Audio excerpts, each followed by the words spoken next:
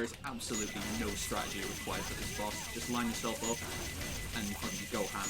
Sometimes he fights back like that, other times he doesn't, but this boss is basically free and should always be 13 or 12 seconds.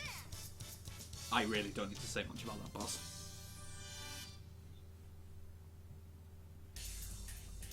Okay, this is the first boss with some AI behavior quirks which actually do require some learning in order to get down consistently, because a lot of people actually struggle with this boss, both with doing it quickly and with getting it deathless. Like even someone like Dark Pro who has sub 40, even he complains about this boss killing him all too often.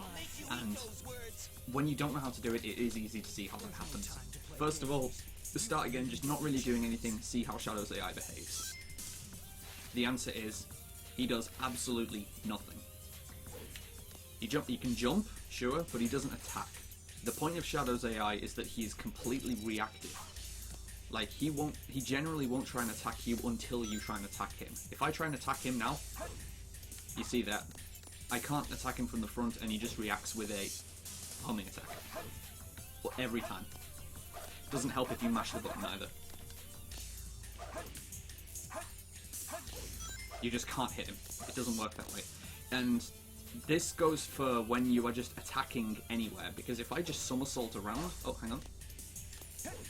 Even when I'm somersaulting way far away from me, it still triggers his AI to try and attack. That's the way that his AI works. If you're attacking, he will attack you back. But there's a weird quirk in this that change in behavior that it triggers is only really tied to your actual animation, because there is a way to hit him without him reacting, like that, which we refer to as storage. And that is done by simply holding the B button. If I press the B button to somersault, like press, I somersault, I get hit. So press, I somersault, press, I somersault. If you hold the B button, holding,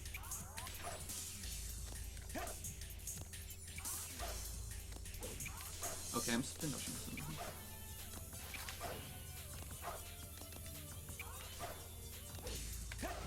Oh yeah, sorry, it's... If you hold the B button and then release it, the somersault comes out when you release the button. Whilst the button's held down, the somersault does not do anything. Like you can see, I'm right now holding, let go. Holding, let go. Holding, let go. Whilst I'm holding the button, I'm still in the running animation. This is important because, as I say, Shadow's behavior is based on the animation that you're in rather than the state that you're in. Like if you are in a state where you can damage him or not, you can use this to your advantage by using storage to get hits against him. Storage is, like I say, when you are holding the B button, you store the somersault state, which is I'm still in the running animation, but I have the properties of somersaulting. So whilst I'm holding B before it actually comes out, I can still inflict damage onto anything that I run into, and my hitbox is shorter. That's how people run under the gates. In practice, it looks like this. Shadow will also run towards me faster as this fight starts since it's a restart. Yeah, he gets up there. Hold, run into him. Hold, run into him. I won't get the last hit in because I still want to demonstrate stuff, and I won't be able to restart if I get the last hit in. There's no time to play games.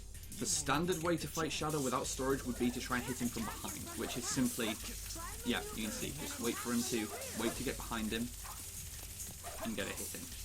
One thing that can go wrong here is I don't have any rings, and if I try and attack him like that, well, again, I don't want to kill him, so I'm going to restart.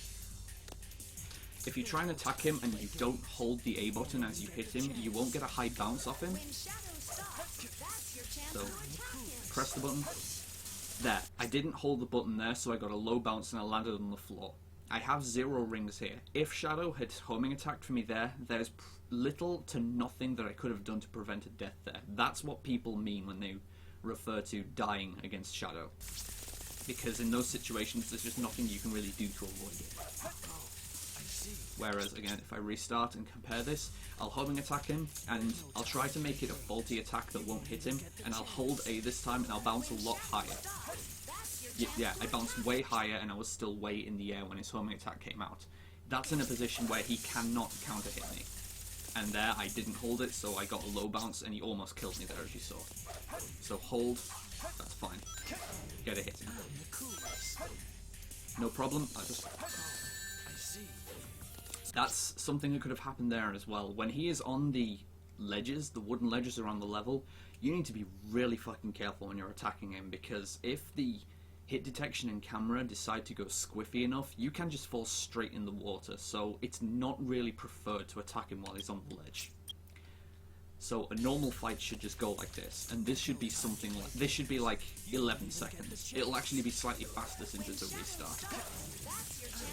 Okay, bad RNG. That's an element of RNG that can happen in the fight. When you hit him with the storage hit, you can either give you a low jump or a high jump. The low jump is harmless and you can just get a hit in immediately after. The high jump you need to dodge and it wastes time because he homing attacks out of it. I see. So let's try and get a fight where he just gives us 2 low jumps. There's no time to play games. You won't even get the chance. When Shadow starts, that's Low your jump. chance to attack him. I see. Low jump. Perfect fight. 1080. Sub 11. Do you know who Which I is am? impossible in a run because he has a delayed start, but it's a good time here. Okay.